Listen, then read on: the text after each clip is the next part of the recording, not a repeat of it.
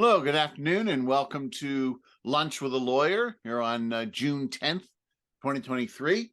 Today we're going to talk about how to prepare a New Jersey estate plan. Now, if you're viewing from outside of New Jersey, a lot of the concepts are the same, but I would ask you, please don't rely too much on it. Get a good idea of what you need to do to prepare your estate plan, then talk to an attorney in your state well-versed in this type of law before you take any kind of action. Because really what I'm talking about here, and it should be implied throughout, that this is New Jersey law on how to prepare an estate plan. So let's get started. Right, and this is, as I said, Lunch with a Lawyer on how to prepare a New Jersey estate plan. Now, the first big question is, of course, why do I need one? Okay, so let's talk a little bit about why you might need an estate plan. Now, there are 5 major goals for estate plans, and they are designate how your assets are to be distributed among beneficiaries after you die. It's basically one of the documents in it is a will, and that's the purpose, is to lay out who gets what according to your wishes.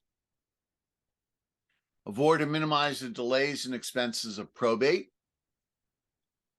Appoint a guardian for your minor children and a person to manage the children's assets. If you die, you and your spouse dies, and there's minor children, it can cause some serious disruption and problems with your kids if you don't have that set out in place in advance. Provide for your incapacity. So if you're not able to handle your own affairs or your own medical treatment, you have that covered. And of course, minimize estate taxes. Now, for most folks here in New Jersey, they're not going to be dealing with estate taxes. We'll get into that a little bit later. And most folks on a federal level won't either. But you do want to try and minimize it depending upon your situation.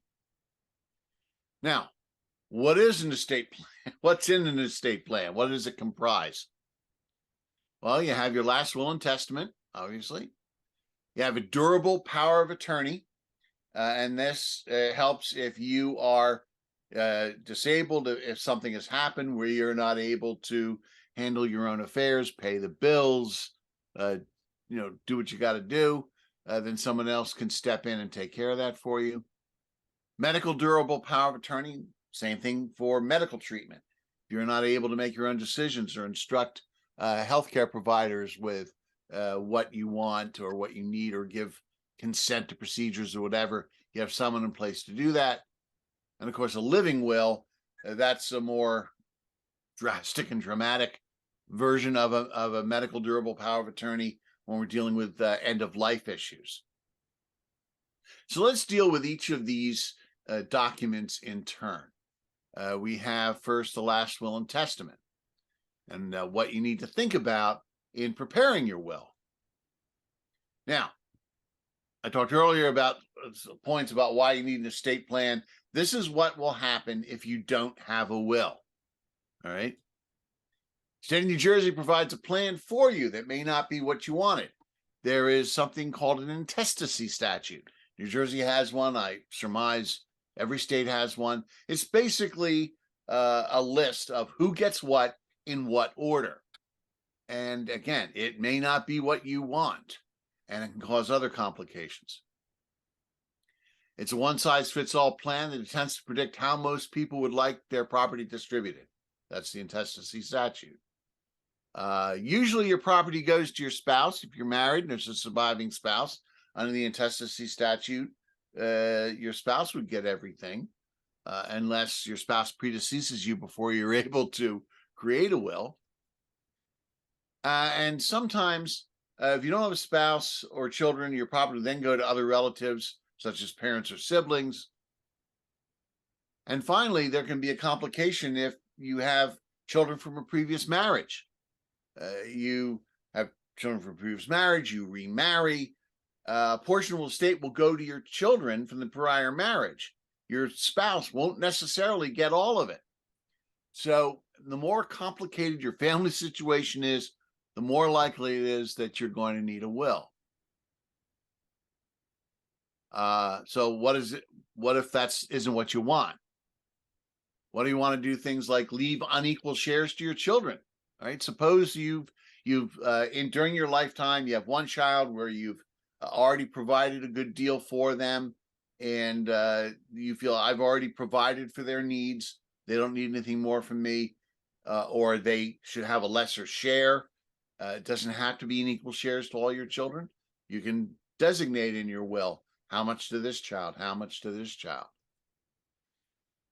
Ensure that the property is left to a spouse that will go to your children from a different marriage, as I said. And again, rather than your spouse's children or relatives. If you want to, you can entirely disinherit a child for whatever reason. You just can't disinherit a spouse. That is one thing you can't do under a will. New Jersey has what's called an elective share, which gives them at least a minimum percentage of your estate, no matter what. You can leave a gift to a grandchild, a more distant relative, or a friend. The intestacy statute basically limits distribution to your family. So, because obviously they don't know what friends you may have or want to have something from your estate. And then you can leave contributions to charity if that's what you want. Now, what do you need to consider in preparing a will? We talked about all these issues. Well, do you want each of your children to inherit equal shares, or do you want it an unequal amount? Do you want to leave gifts to family members other than your spouse or children? Do you want to leave gifts to friends or other non-relatives? You want to leave gifts to charity. So big thing is, who gets what, and who do you want to make sure gets what? You want to leave specific items or cash to specific people. It's called a specific bequest. Do you have certain family heirlooms that you want a particular family member to get? I have some family heirlooms that came to me. I'm an only child. There are a couple of particular relatives I want to make sure get those heirlooms. You have children from a prior marriage.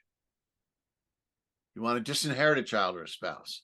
Be careful about disinheriting a spouse, as I said. Do you want to leave funds to care for a pet? Now, this may seem kind of unusual. In dealing with a pet, they're not that long-lived. But I know of someone who he had a terminal disease, but he always wanted to have a parrot, and it was sort of his last wish. And so family got him a parrot. But parrots can live 70 to 75 years. They can live as long as we do. So in his estate, he needed to provide for who gets the parrot and who would take care of it. So you need to consider things like that. You want to limit the use to which a beneficiary can put his or her inheritance.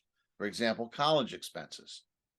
You may need to create a trust for this, which goes really beyond a will, and we can talk about trust later. Do you want to restrict a beneficiary's access to his or her inheritance? Same thing with having a trust. You want to allow someone else to decide what happens to some or all of your property after your death. Now, minor and disabled children, something else you need to think about. Beyond distribution of assets, it's care of a minor and disabled child. Whom do you want to act as guardian and as an alternate or successor guardian of your minor children?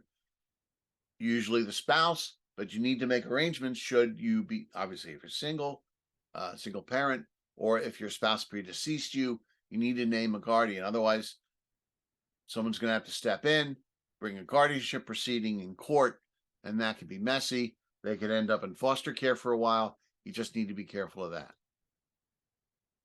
Who do you want to manage your minor children's property? Obviously, if you're leaving leaving your estate to a minor child, who looks after that for the child? You may want to have a trust for minor beneficiaries, and you can put that in your will.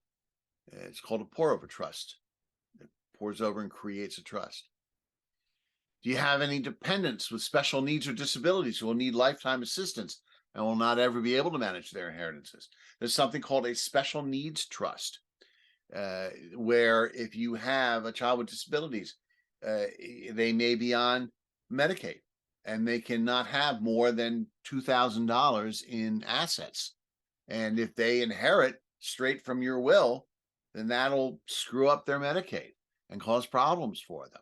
But if it goes into a special needs trust, where a trustee is handling that and they don't have control over how it's spent, the child with disabilities and special needs doesn't have control over how it's spent, then that can protect that child with disabilities, make sure they get the government assistance they need while still benefiting from the inheritance.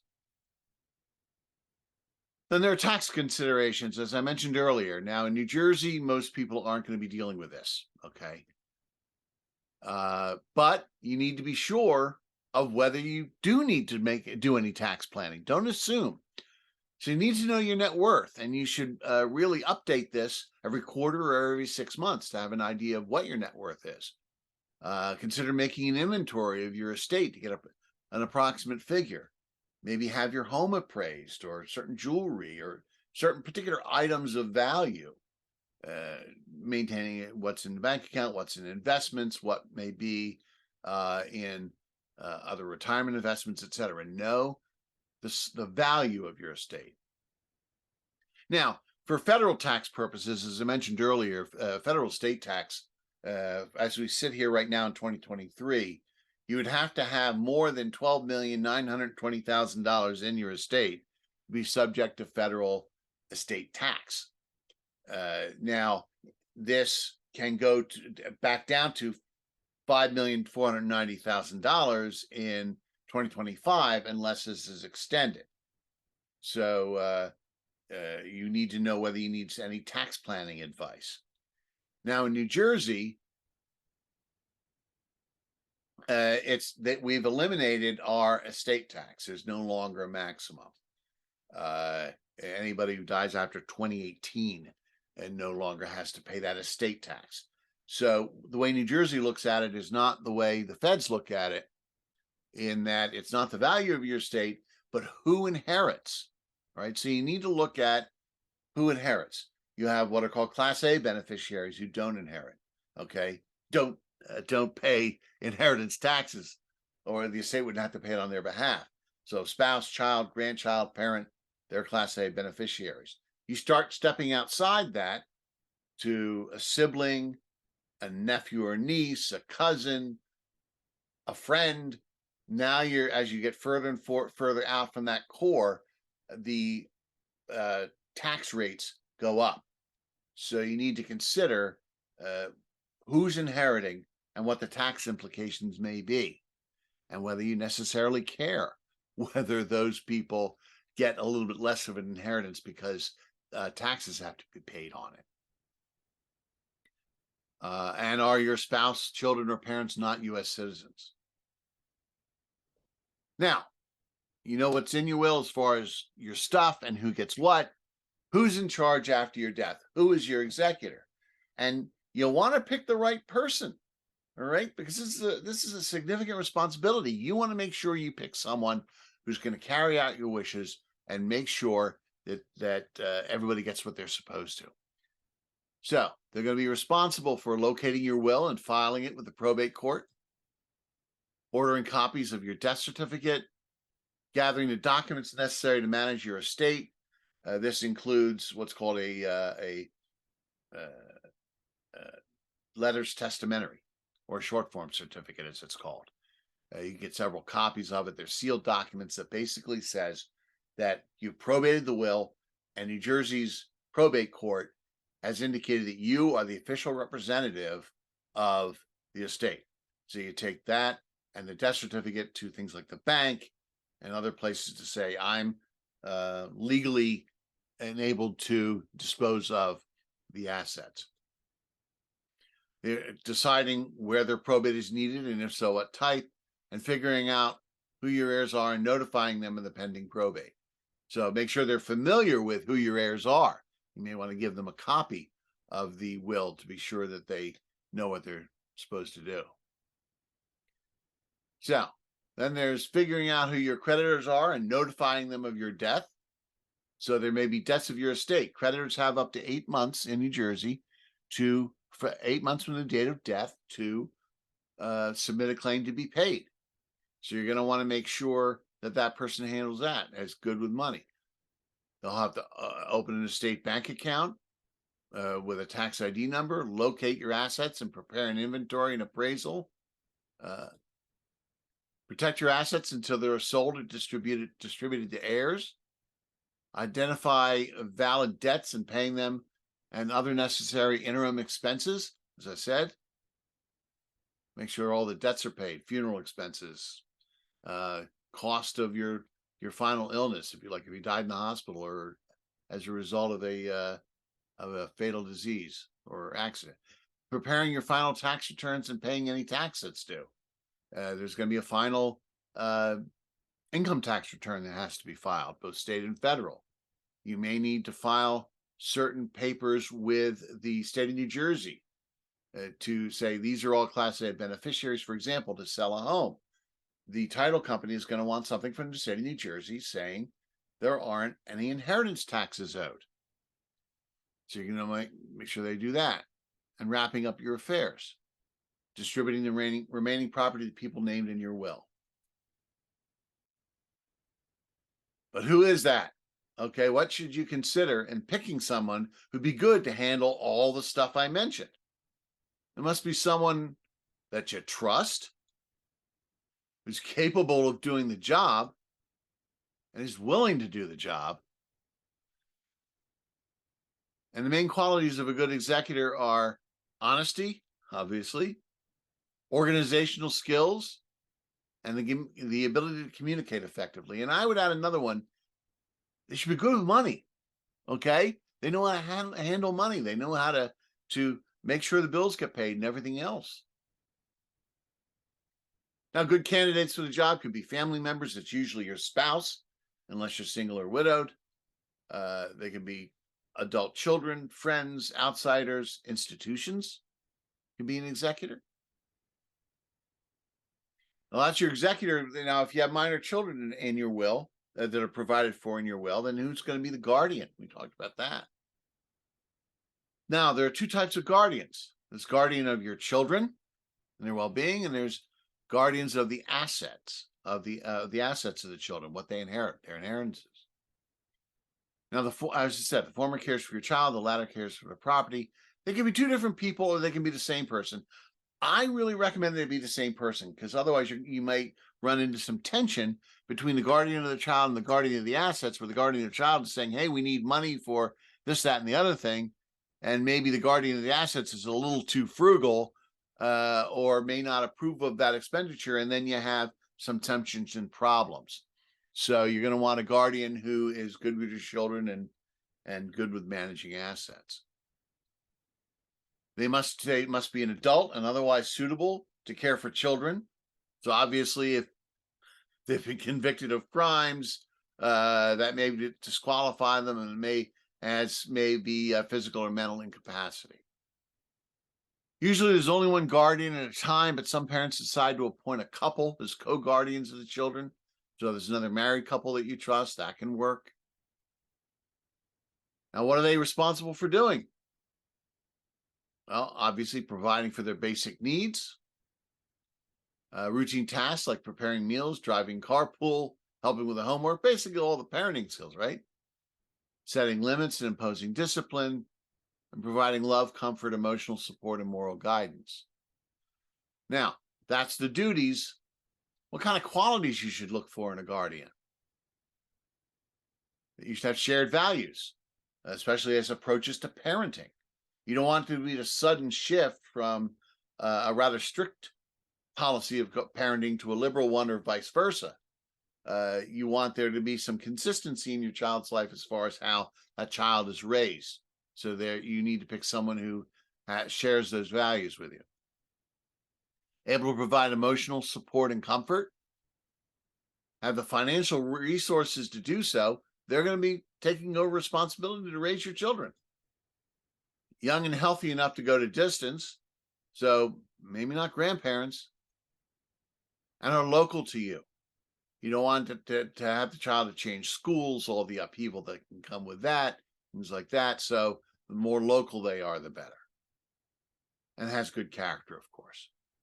So that's your will.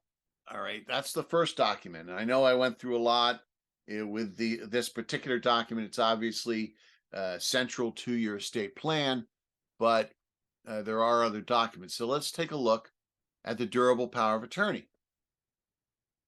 And a lot of the same issues here. So there are two types.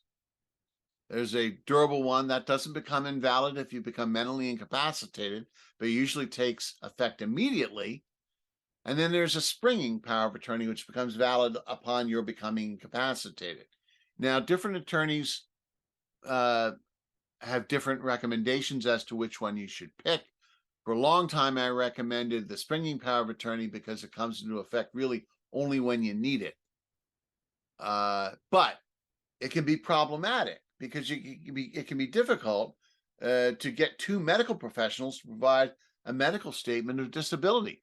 I had that happen with my family. It was somebody that became permanently incapacitated, and it became very difficult to find two doctors to sign off on it. So having one that it takes effect immediately is better because then they can just start taking action when you need it done. Now, when does it end? Well, when you die, revoke the power of attorney or are no longer incapacitated, depending upon the wording in the power of attorney, if it's springing, or divorce the agent if he or she is your spouse. Now, qualities of your agent. Organized and responsible. Again, good with money.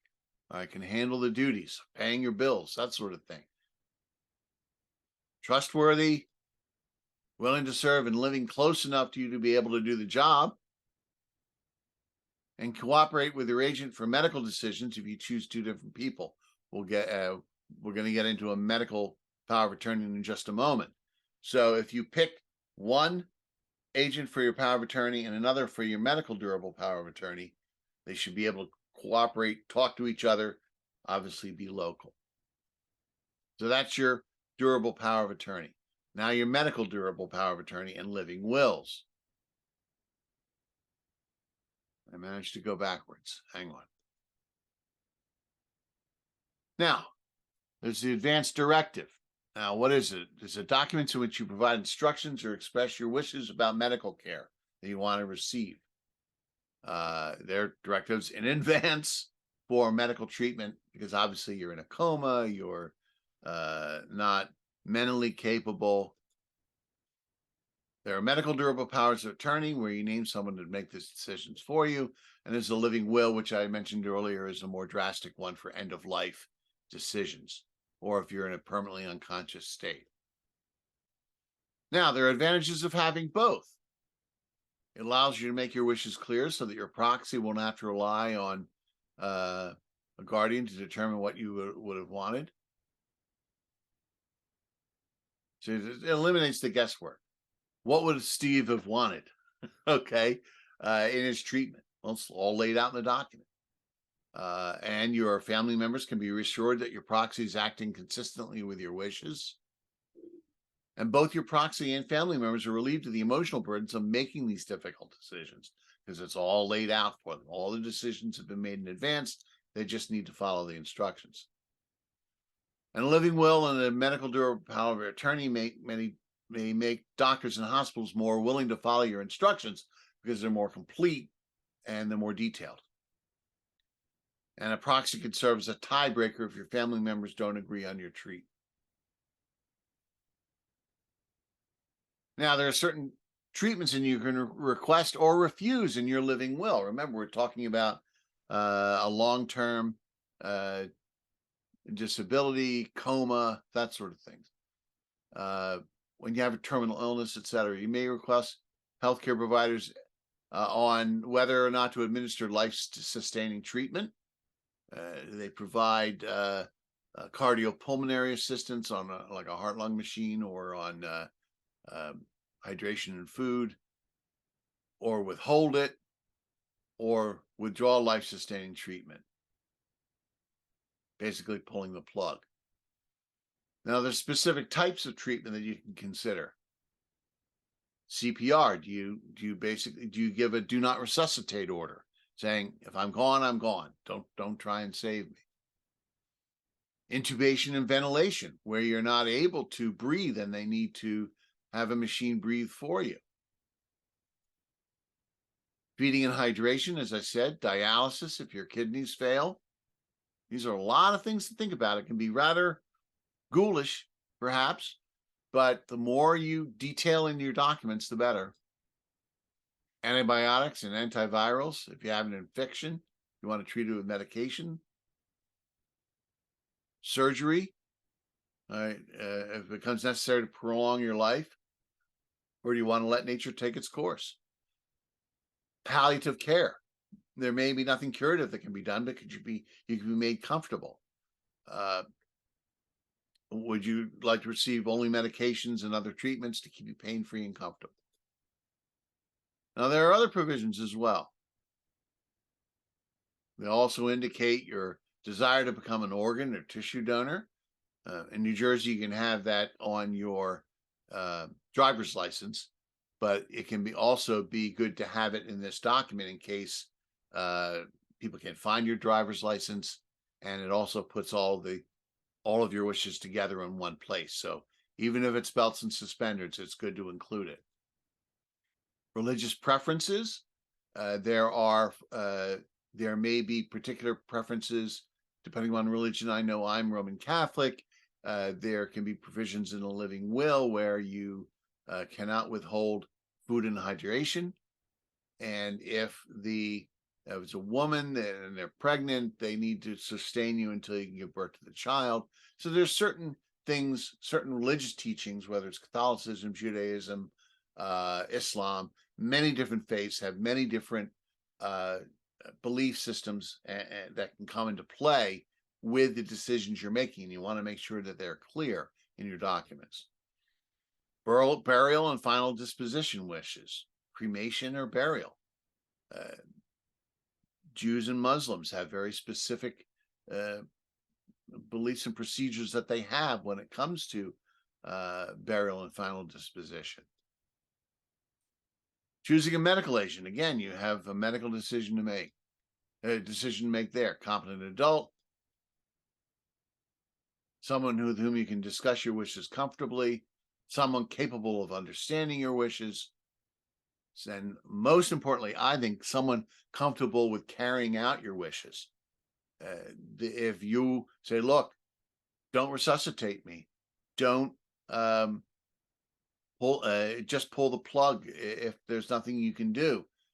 If that person, the person you want to have do that, their religious beliefs would be in conflict with what you want, or it may be too much of a burden to ask them to make that decision. It'll just be too much for them. You need to have someone that's comfortable carrying out your wishes, and someone that you can trust to do that they're not going to just go in their own direction. And someone nearby. You don't want, you want the medical providers to be able to locate the person and communicate with them. And sometimes you need an advocate with medical professionals. Sometimes you need someone to fight back, to ask questions, to say, hey, doctor, are you sure that this is the best way to go? Maybe we should get a second opinion. When you're unable to call the shots, it's good to have someone that can advocate aggressively on your behalf. Now, there are other documents to consider. I've talked about these main documents, the will, the living will, the durable power of attorney, and the medical durable power of attorney. But there are other documents you may want to consider here. Protecting minor children. Now, a lot of people think, well, my will names a guardian. If I die, there's someone to take care of my children. But what if you're in an automobile accident? You're injured, your child's okay, or your child may be injured. You have a guardian that can take care of the child until you're well enough to do so, can make sure that the child gets proper medical treatment as a minor, cannot make their own decisions, so they have to make someone have someone make those decisions on their behalf. Consider having temporary guardianship documents, a special needs trust to provide for minor adult children with special needs. We mentioned that earlier. And there's also something called a revocable living trust. I'm not going to get into it in this webinar. I'm probably going to do a separate webinar on those. They are a very good companion to a last will and testament. I don't recommend people instead of having will, just having a revocable living trust. You should really have both, but I'll get into that in another webinar. But it's something to consider. And something else people really think about when they're doing these estates: update your beneficiaries. There are all sorts of benefits and things that you have that involve naming beneficiaries that you're going to make sure they're current. Life insurance policies. Who gets the money? If it's not specific, it may end up going into your estate, and depending on the size of your policy, could create tax issues. IRA accounts, okay? Who inherits the IRA? 401k and 403b accounts. Who gets that? Annuities, pensions. You should review all these documents. And if they don't have a beneficiary, make sure that they do. And if they have a beneficiary that has died, or you no longer wish to have them as beneficiary, for example, if it's a spouse and you're now divorced, you need to make sure all of that gets updated. So, as you can see, there's a lot involved in creating an estate plan, and there's a lot to think about. And sometimes when people do these webinars, they'll say, "Well, I'll get you, a PDF of the slides." But I'm gonna do you one better. Instead of getting a PDF of my slides, you can get my free book, A Guide to Creating Your Estate Plan. Now, again, this is a New Jersey estate plan, and if you just go to that URL, njestateplanningsbook.com, you'll be able to download the book. It walks you through it, a lot of what I talked about here, and it's a nice little manual that you can rely upon and look at when it comes time to creating your estate plan. And of course, if you're in the southern New Jersey area, in Burlington, Camden, Gloucester, Salem, or Cumberland counties, nearby my office in Woodbury, New Jersey, in Gloucester County, and you say, "Yep, I'm ready to get started. I want to create my estate plan. Let's get rolling." Then give me a call. The number's right there. It's also on my website at richardsonlawoffices.com, and give me a call. So that is it for the webinar. I tried to keep it to half an hour, but we started a little bit late. I can answer any questions at this time. If you have a question, but you'd rather not it be recorded, I can turn off the recording at this point. But let me just turn off the share. There we go. It gets back to just us. So if anybody has a question they'd rather not be on the recording, let me know, and I'll turn off the recording, and then we'll talk. Does anybody have any questions? Steve, I had a question. And Want me to turn off the recording, or are you okay? No, it's fine. Okay. A couple things. You referenced the executor. Yes. And choosing an executor, but I thought I heard you say something about, or you could choose an executor. Are there professionals that just do that for a living, or did I misunderstand that? You could. There are institutions you can do that. I really, I recommend people choose someone that they really trust. I mean, yeah, there are pros at it, and if you really don't have anyone that you can trust to do it right, okay. But if you have someone that it's your spouse, it's someone that you trust implicitly to take care of it, they know you, they know your wishes. If there are any gray areas that come up, they can probably be the best person to interpret what you would have wanted done. And so I don't really, I would say institutions as a last resort. Okay. If there's really nobody that you can trust to get the job done. Understood. Okay. And my second question was relating to the special needs trust. the special needs trust, you a couple times, I think you referenced special needs trust, the minor. It really makes no difference of the age of the individual, That is correct? correct. Yes. Okay. Okay. That's a good point. Yeah, your special needs trust, if this is, and it is used when you have something that's going to go beyond, uh, into adulthood, then yes, that's whether it's minor or not. You're correct. Okay. Okay. I think that's all I had. Thank you very much. Okay. All right. Well, we'll wrap this up, and be sure to uh, go to, as I said, njestateplanning.book.com. You can get the book download. There were some people that registered for the webinar that were not able to attend. I will send a recording out to them, a link to the recording. That'll probably be sometime next week. So that is it. I will turn off the recording.